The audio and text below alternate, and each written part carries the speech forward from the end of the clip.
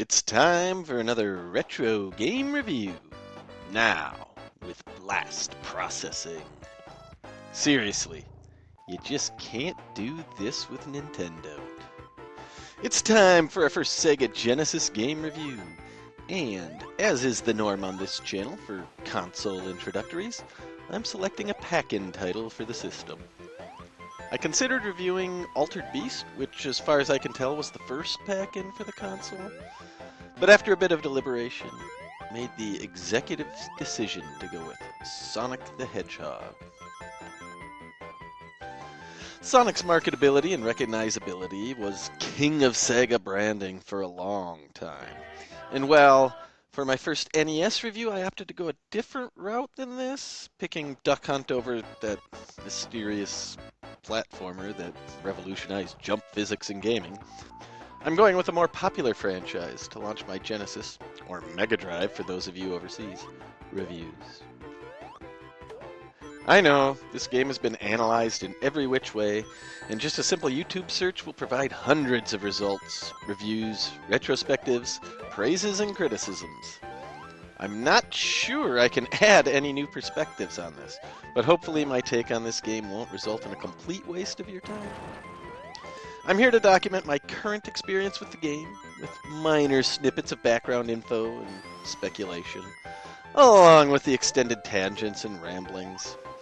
I won't go into great detail on too many things, as it can easily turn into an hour-long rabbit hole, covering topics that have already been stated over and over again, many by content creators with a deeper connection to the brand and a significantly higher production value.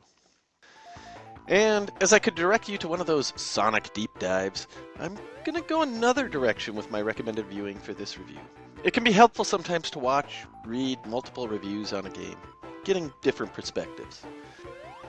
I've directed you to this creator in the past, and really find his Sonic review to have a good balance of insightfulness and brevity. So if you check out the description below, please feel free to check out the link I provided to No Swear Gamer's review of Sonic the Hedgehog. Sonic the Hedgehog is a fast-paced platformer, or rather, it was very, very heavily marketed as such. While it has all the core concepts of a horizontally, sometimes vertically, scrolling platformer, it has come to my attention that the fast factor may or may not be a good representation of this game. Let's find out together if this scrutiny is valid. Is Sonic fast hyperbole, or founded in credibility? You'll be quick to notice that, if you've been watching my reviews in sequence, that this is my first one to feature a flash cart. I explained previously my reasons for this necessity, specifically for 3 consoles in particular, and to bait you into watching all of my previous videos, I'm not going to tell you where you can find that information. Although, to be fair, your top 2 guesses are highly likely to be 100% spot on for my reasoning behind this. Oh, wait! Never mind, I do have this obviously genuine Sonic cart right here. Wow, that came out of nowhere. My youthful experience. Growing up, I had very, very minimal experience with Sonic, or even the Genesis in general for that matter. Effectively, nearly all of my friends when I was in elementary school owned Nintendos. My household owned an Atari 7800, and one friend, who I'll call Sean for the purposes of this video, was my lone buddy who owned a Sega Genesis. I have many memories of playing with Sean. Usually we would go outside and pretend to be the Teenage Mutant Ninja Turtles, or go sledding in the winter. We bonded heavily over playing and watching basketball as well. And I specifically remember the 2 of us slurping down some Flintstones branded orange sherbet flavored frozen push-up popsicles. But there are a handful of vague memories playing his Genesis as well. While we played a lot of sports titles, Sonic made its way into the rotation from time to time. I wasn't very good. And at that age, dying early and often in a video game didn't really make it very fun. Handing off the controller to play a one-player game that I wasn't good at and only had access to when I was at a friend's house didn't really motivate me to get good either. The look. Well, here we go. Wow. Maybe I've been playing too many 2600 games over the last year or so, but wow. Welcome back to the world of 16-bit Mr. 999. Scrolling parallax backgrounds, bright and lively colors, excellent sprite work, complete with facial expressions and body language. It looks fantastic. As you progress from one zone to another, you experience a variety of aesthetics. Some are exceedingly appealing, while others have more of a 8-bit feel with just greater detail. Now, I'm using RF output on my Genesis. I do plan to get a composite cable for my Model 1 eventually, but this is what I have for now. It still looks pretty good, and my capture software actually looks better than what I see on my CRT. A lot of the text on my television has a very distracting rainbow effect, especially on the smaller white lettering, and some various non-text borders as well. I assume some of this will clear up with composite out instead of RF, but maybe not, since it's much less obvious on the game footage I'm capturing through my GV-USB 2. But seriously, that's my biggest complaint about the look, and it's a nitpicky thing. At least, usually it would be, but it's very noticeable. However, as distracting as it is before you begin to get into the game, it's only really a distraction during idle time. When I'm controlling the Hedgehog, it becomes a non-issue. The sound. This is a great soundtrack. Of course, as my first review for this console, I won't really find out until I tackle a few more Genesis titles to see how it compares to the rest of the library. As standalone audio, it's great. The sound effects are great, and the music is kind of iconic. Even though the Sonic franchise today has been through some periods where it's been delegated to more of a shovelware role, those that remember the glory days of this little blue mammal can be instantly transported back in time to, hopefully, happy times, whenever music from this game begins to play. I like it. I give the quality of the audio for this game an exceptional rating. If anything, it lacks in the quantity department. I know, that is a criticism that I could have used in all of my previous game reviews. But up until now, I haven't reviewed a game where the music was so good that I wanted more. Sonic is a breakthrough in that regard. Well, as far as my review chronology is concerned. Games with great soundtracks came out before Sonic, but I have yet to cover any of them so far. Gameplay. There is a bit of a mixed bag here. I don't wish to beat a dead horse, as many of my opinions match that of the numerous reviews for this game out there, but it still needs to be stated. The first zone exemplifies the Sonic Fast reputation. Very well designed stages that consist of all the elements a good scrolling platformer should have. The option to go fast without punishment, and the option to take your time and explore to find secrets. Multiple paths that diverge and converge multiple times. It gives you a sense of freedom and is immensely fun. As soon as you reach Marble Zone, the game becomes a wait-a-thon. This is my first time that I can recall reaching Marble Zone, and after only a couple of deaths, started experimenting with using damage boosts to skip the agonizingly slow jump and wait sections that absolutely riddle this entire zone from nearly start to finish. Now, there are hints of puzzle elements thrown in, which I like, but they aren't expanded upon, and you don't need to build on what the game teaches you. That said, I don't want to go into too much of a tangent on level design, as that has been done abundantly for this title. It's merely something I feel would leave this review incomplete if I didn't at least bring it up. The gameplay is actually pretty good. Very good, to be honest. The momentum, acceleration, jump physics feel incredibly innovative for the era, and the slope mechanics make it abundantly clear, right from the get-go, that the terrain is not mere obstacles, but an interactive environment that creates an amazingly dynamic gaming experience. Throw in a bad guy here or there, and the gameplay and controls are really, truly remarkable. It's not without its setbacks, however. There are many times in this game when you develop a sense of confidence, build up some speed, jump at a point that feels just right, only to get wrecked by some spikes, or an enemy, or a pit. Okay, so we can't go over the fence. Obviously, with only 18 stages in the entire game, it doesn't take many playthroughs to memorize the maps.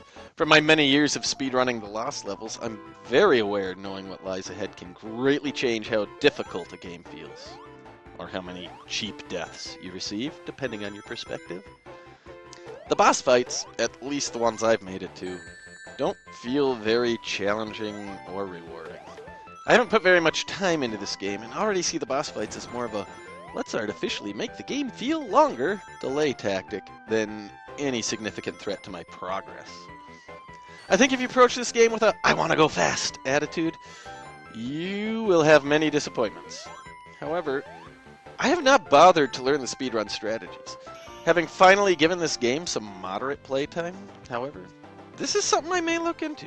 For a more casual gamer, this game is fine, but I recommend to not treat it as a gotta go fast experience.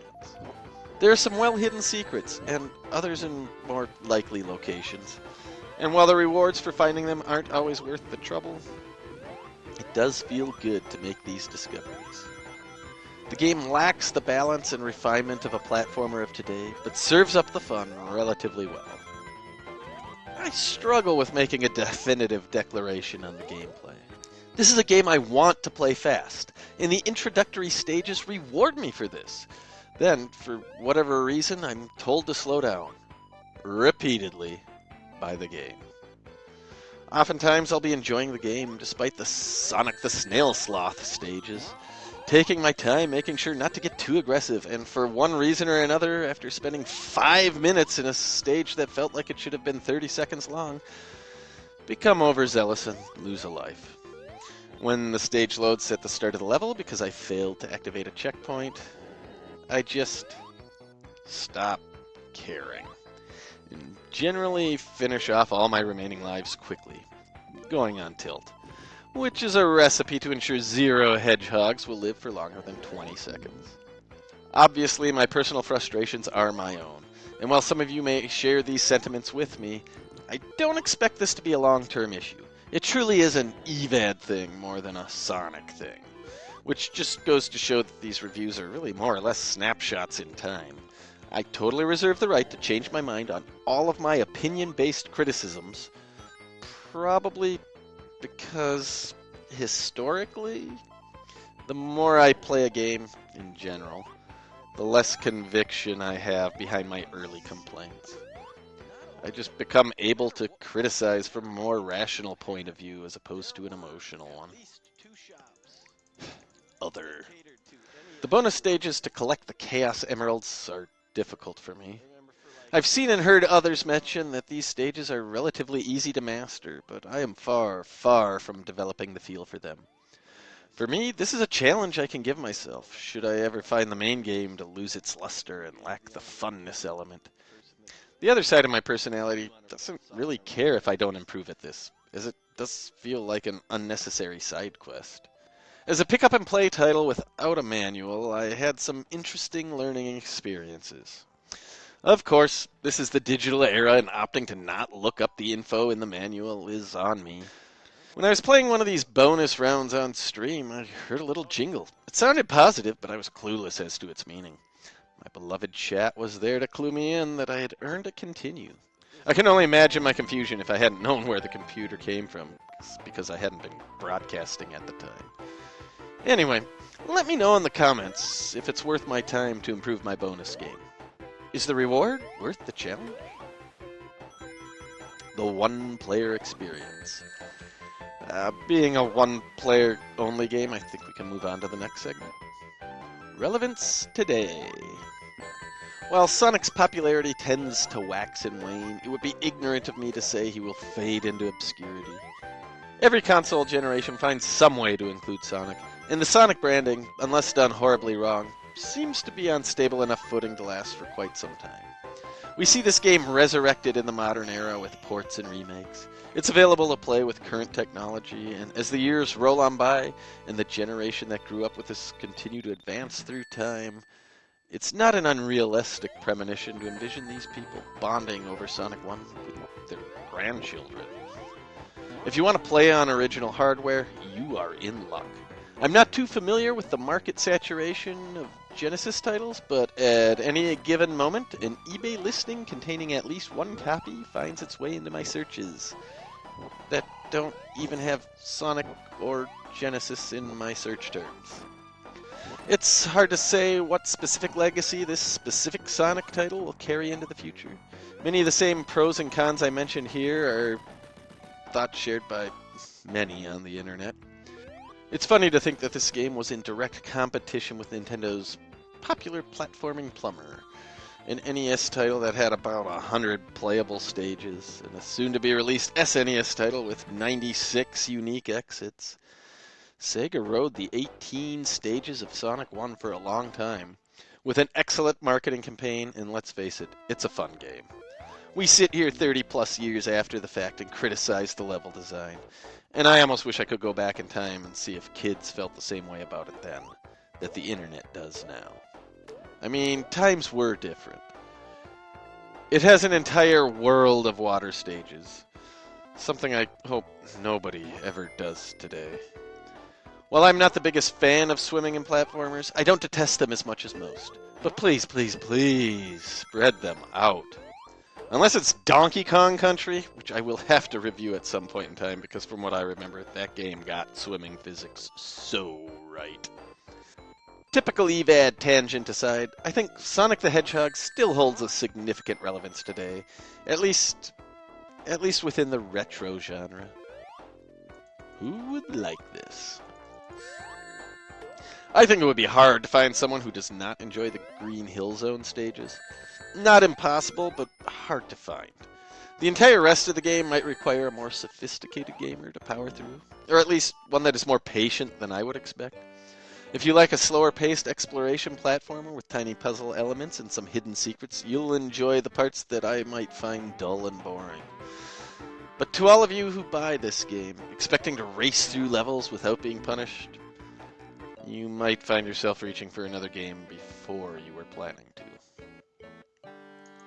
Overall, Sonic the Hedgehog has a great look, great sound, and some moments of great gameplay. This would have been difficult for me to say in my youth, as I was undoubtedly Team Plumber. It has some drawbacks, but most of that is how it was marketed versus how it plays after the first zone. The boss fights are disappointing, but this is a game I can see myself playing casually a handful of times more, and those slow sections are enticing me to pay more attention when I watch some of my buddies speedrun this game. Who knows, maybe I'll pick this one up if I return to speedrun. I don't see myself grinding too hard for too fast of a time, but it could be a fun stream project to tackle for a few weeks. Next. Now you're spelling with... Spell it. Now you're playing with power. Superpower. See you next mission.